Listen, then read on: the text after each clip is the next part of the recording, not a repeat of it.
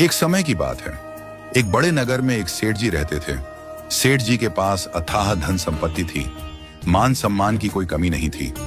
उनकी एक इकलौती बेटी थी जिसकी उन्होंने बड़ी धूमधाम से शादी की, एक प्रतिष्ठित और सम्मानित परिवार में। लेकिन दुर्भाग्यवश विवाह के कुछ समय बाद ही बेटी का भाग्य बदल गया। उसका पति जुआरी और शराबी निकला। धीरे धीरे उनके घर की सारी संपत्ति नष्ट हो गई।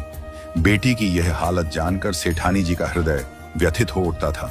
वो रोज सेठ जी से कहती, आप तो सैकड़ों लोगों की सहायता करते हैं, लेकिन अपनी बेटी की मदद क्यों नहीं करते? वह अपनी ही किस्मत से जूझ रही है।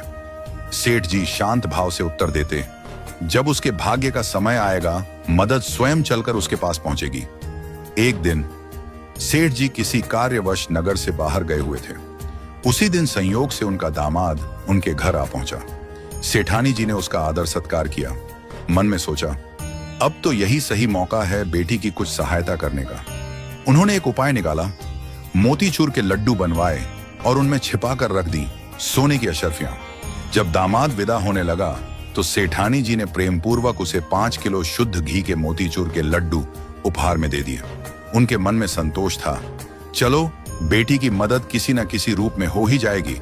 मगर दामाद लड्डू लेकर घर की ओर चला, पर रास्ते में सोचने लगा, इतने भारी लड्डू ढोने का क्या फायदा? बेहतर है यहीं किसी मिठाई वाले को बेच दूं। उसने पास की मिठाई की दुकान पर जाकर वे सारे लड्डू बेच दिए और जो पैसे मिले वो जेब में रख लिए। उधर सेठ जी उसी दिन लौट रहे थे। रास्ते में मिठाई की दुकान पर रुके और लिए कुछ मोतीचूर के लड्डू खरीद ली। संयोगवश वही लड्डू सेठ जी को मिल गए जो कुछ ही समय पहले दामाद बेचकर गया था। सेठ जी लड्डू लेकर घर पहुंचे और हंसते हुए बोले, देखो भाग्यवान, आज मैं तुम्हारे लिए बाजार से ताजे लड्डू लाया हूं। सेठानी जी ने जैसे ही पैकेट देखा, उनकी आंखें हैरानी से फैल गईं। उन्होंने एक लड्डू तोड़कर देखा और भीतर से वही सोने की अशर्फियां निकली जो उन्होंने अपने दामाद के लिए रखी थी। वो माथा पकड़कर बैठ गईं। सेठ जी को रोते रोते सारा वृत्तांत सुनाया।